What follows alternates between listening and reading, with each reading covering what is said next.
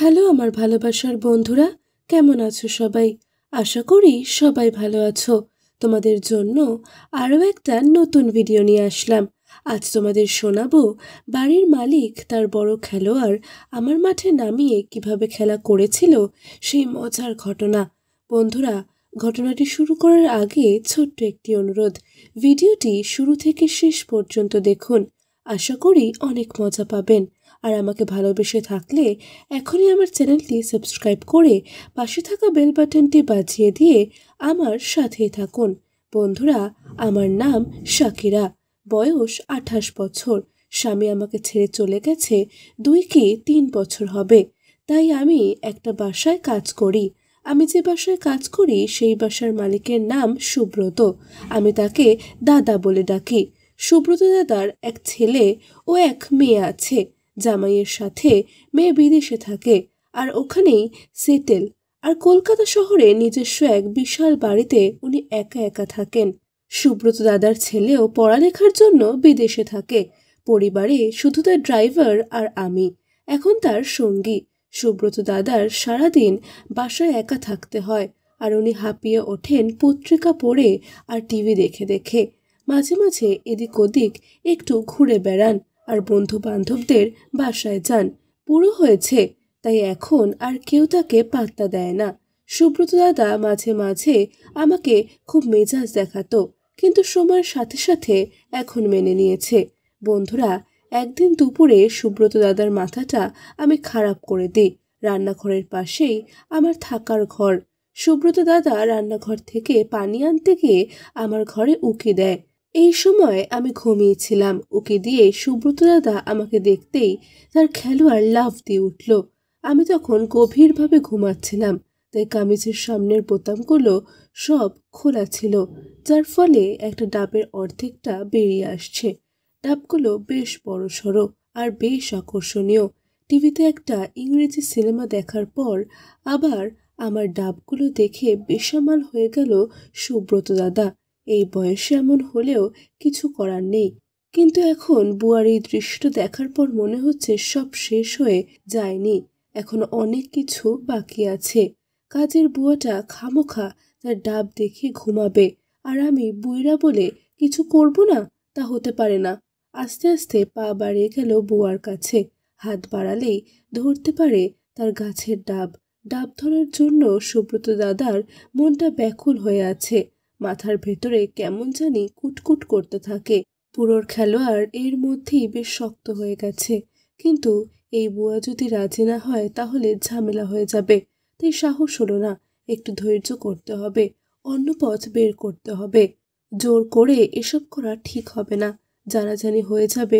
তাই ফিরে এলেন সুব্রত দাদা। বাথরুমে এসে সাবান হাতে নিলেন সুব্রত দাদা। দীর্ঘদিন হাতের কাজ করা হয় না। আজ বুয়ার ডাবের কথা কল্পনা করতে করতে শুরু করার কিছুক্ষণ পরে সুব্রত দাদার শরীরে একটা ঝাঁকুনি দিল। বেশ ভালোই লাগছে তার।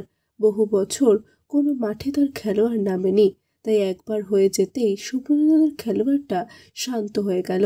ফ্রেশ হয়ে আজ দুপুরে ঘুমটা দারুণ হলো, কিন্তু পরদিন আবারও খেলা করার ইচ্ছে জাগলো দুপুরবেলা। ঠিক একই সময় আজকে সুব্রত দাদা ভিন্ন পথ অবলম্বন করলেন। ডাক দিলেন শাকিরাকে, বললেন তার গাটা একটু ম্যাচ ম্যাচ করছে, একটু তেল দিয়ে মালিশ করে দে তো। শাকিরা বলল, আচ্ছা দাদা, দিচ্ছি। এই কথা শুনে সুব্রত দাদা বলল, এটা তোর এক্সট্রা কাজ, তবে চিন্তা করিস না, এটার জন্য তোর আলাদা বকশিস আছে। না না দাদা, কি যে কন, পয়সা লাগবো না, আপনার সেবা করাই তো আমার কাজ। তুই যে কি বলিস, পরিশ্রম আছে না, তোকে বিনা পয়সা খাটালে কেমন হবে? শাকিরা বলল, আচ্ছা দিয়েন। সুব্রত দাদা বলল, আগাম দিচ্ছি, এই নে। ওমা, 200 টাকা! দাদা, এ কি? এবার আয়, শুরু কর। আগাগোড়া ভালো করে তেল মালিশ করে দিবি।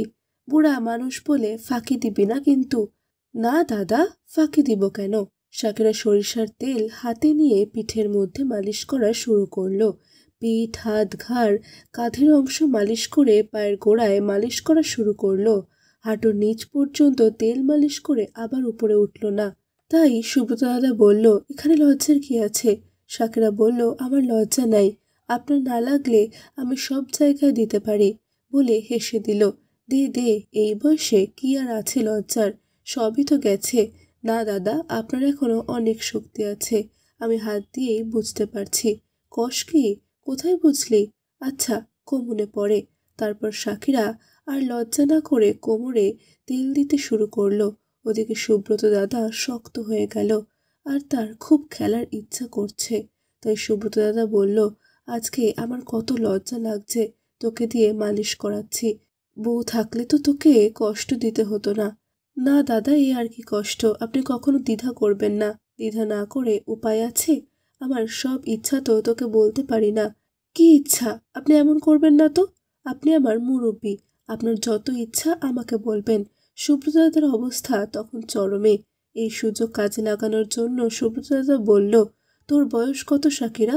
28 কি 29 হয়েছে মনে হয়। তোর স্বামী কই থাকে? সাকিরা বলল, স্বামী তো আমারে ছাইড়া দিয়েছে কয়েক বছর আগে। কেন?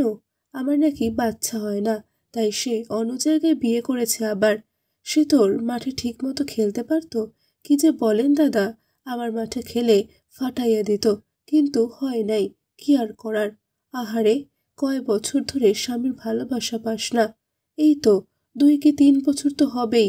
তোর অবস্থাও তো আমার মতো, তুই তো চাইলে আরেকটা বিয়া করতে পারিস। আমার যে চেহারা, আমার কে বিয়া করবে? তোর চেহারা তো খারাপ না, তোর তো এখনো মধু ভরা ফুলের বাগান আছে সাকিরা। আপনি কি যে কন দাদা, তোর জন্য এখন আমার খুব আরাম লাগছে, আমারও ভালো লাগতেছে দাদা। কেন? অনেকদিন কারো এত কাছাকাছি হই নাই। আপনি বুড়া হলেও আমি অনেক সুখ পাইছি। তোর জন্য দুঃখ লাগে, তোর খেলার মাঠ এভাবে নষ্ট হইয়া যাইতেছে। আমার ক্ষমতা থাকলে আমি তোরে মাঠে খেলা করে সুখ দেওয়ার চেষ্টা করতাম। আমার আর সুখ লাগবো না দাদা, আপনি আমারে এতটা কাছে আসার সুযোগ দিচ্ছেন, এটাই বেশি। আচ্ছা, একটা কাজ করা যায় নাকি? তুই কিছু মনে করবি না তো? না, বলেন দাদা। আমি বুড়া হলেও মাঝে মাঝে আমার খেলোয়াড়টা বেশ শক্ত হয়। তুই চাইলে এটার সাথে খেলা করে সুখ নিতে পারিস। এই যে, আজও টের পাচ্ছি শক্ত হয়েছে। বলেন কি? দেখি তো, ভালো করে দেখ।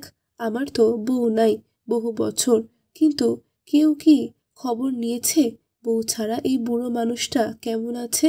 টাকা পয়সা সব আছে, কিন্তু এই খেলার আনন্দটাই পায় না বহুদিন। সুব্রত দাদার খেলোয়াড়টা সামনে আসতেই শাকিরার চোখ ছানা বড়া হয়ে যায়। সে হাত বাড়িয়ে ধরল খেলোয়াড়টা। সুব্রত দাদার মনে মহা খুশির আনন্দ। কাজ হয়েছে, এবার একটু চেষ্টা করলেই বেটির পুরো মাঠে খেলা করা যাবে। তাই সাহস করে বলেই ফেলল, নিবি ওটা? শাকিরা বলল, দিবেন দাদা? আমি কি দেব, তুই নিয়েই শুরু কর। তোর খেলার জিনিস তোকে দিলাম, তুই যা করার কর। আপনার খেলোয়াড়টা খুব সুন্দর দাদা। খেলোয়াড়টা দেখলেই মন ভরে যায়। তারপর শাকিরা সুব্রত দাদার খেলোয়াড়টা নিয়ে নিজের মাঠে নামিয়ে দিল। মাঠটা বেশ টাইট আছে। অনেকদিন যে কোনো মাঠে খেলা না হলে সেই মাঠে একটু টাইট হয়ে যায়। সুব্রত দাদা আমারটা বেশ বুঝে গেল। এদিকে শাকিরা খেলোয়াড়টা মাঠের ভেতরে নিয়ে মনের সুখে খেলতে শুরু করলো। আর ওদিকে শাকিরার গাছের ডাবগুলো বেশ দুলতে থাকলো। সুব্রত দাদার গতকাল দুপুরে দেখা ডাবটা এবার হাত দিয়ে ধরলেন। খেলতে খেলতে একদম ক্লান্ত শাকিরা, তাই এবার সুব্রত দাদা খেলতে শুরু করলেন। অভিজ্ঞ খেলোয়াড়ের ধরনই আলাদা। খেলার গতি বাড়াতেই শাকিরা শান্তিতে শব্দ করতে লাগলো। এভাবে কিছুক্ষণ খেলার পর দুজনেই ক্লান্ত হয়ে যায়। এরপর থেকে সুব্রত দাদার আর খেলার অভাব হয় না। ইচ্ছা হলেই সে মন ভরে শাকিরার মাঠে খেলা করে, যার ফলে শাকিরারও বেশ শান্তিতে দিন কাটতে থাকে। বন্ধুরা, আজ এ পর্যন্তই।